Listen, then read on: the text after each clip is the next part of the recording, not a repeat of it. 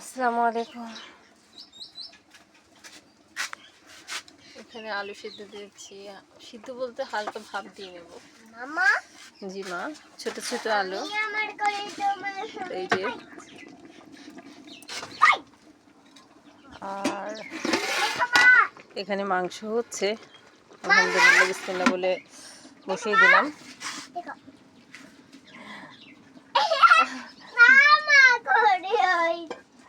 আর এই মাংস চুলায় আগে একটু কষিয়ে নেব, এরপর বিরিয়ানি রান্না করা হবে। আর মোটামুটি 70-80 জনের মতো আয়োজন করা হবে। মাদ্রাসায় দিবে আমার মেজ ভাসুর। আমার শ্বশুর মারা গিয়েছিলেন রোজায়, 18 রোজায়। আর এই তো রান্না চলছে, আমি রান্না করে দিচ্ছি নিজে।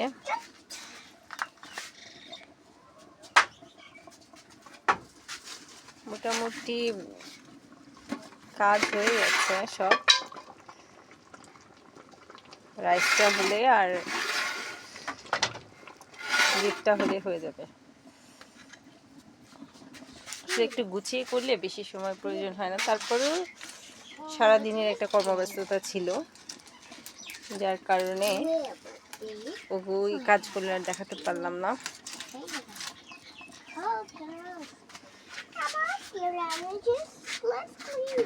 আল্লাহ ভরসা ভালোই হবে হয়তো।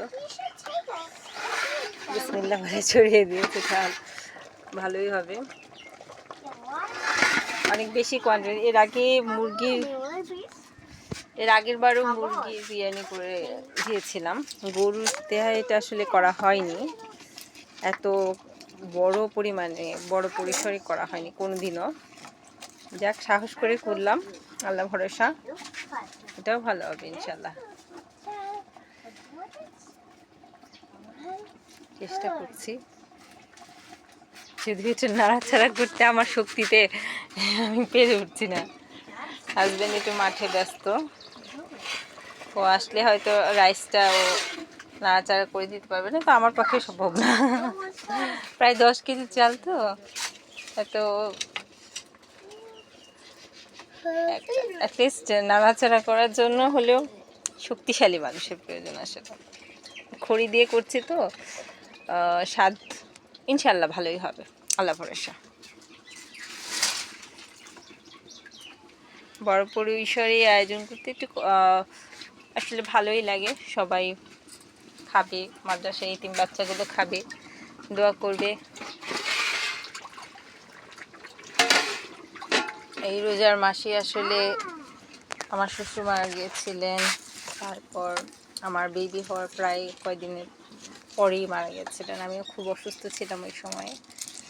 খুবই খারাপ একটা সময় আমরা পার করেছি।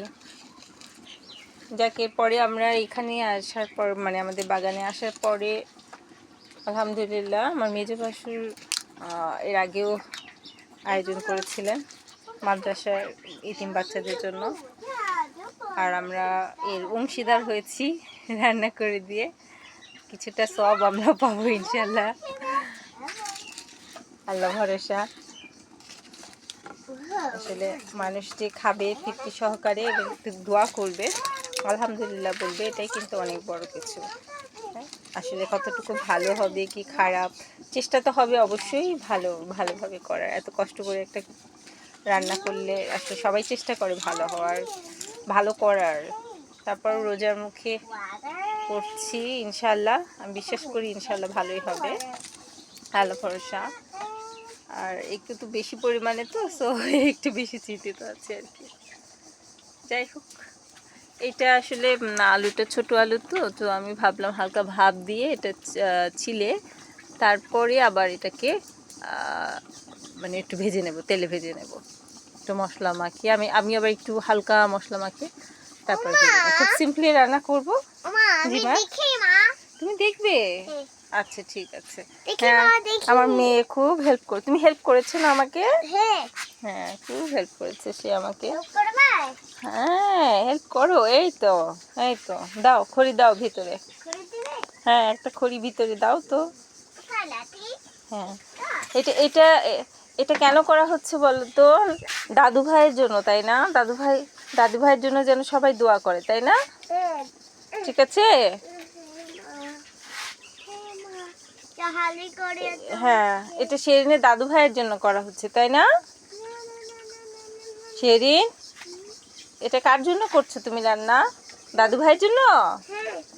আচ্ছা ঠিক আছে, ইনশাআল্লাহ ফুল আবার রান্নার, আসলে পুরো রান্নার ভিডিও দিতে পারি কিনা যায় না, ওই কাজের ফাঁকে যদি সময় পাই তাহলে ইনশাআল্লাহ দিয়ে দেবো, চেষ্টা করছি। সবাই দোয়া করবেন। আল্লাহ হাফেজ।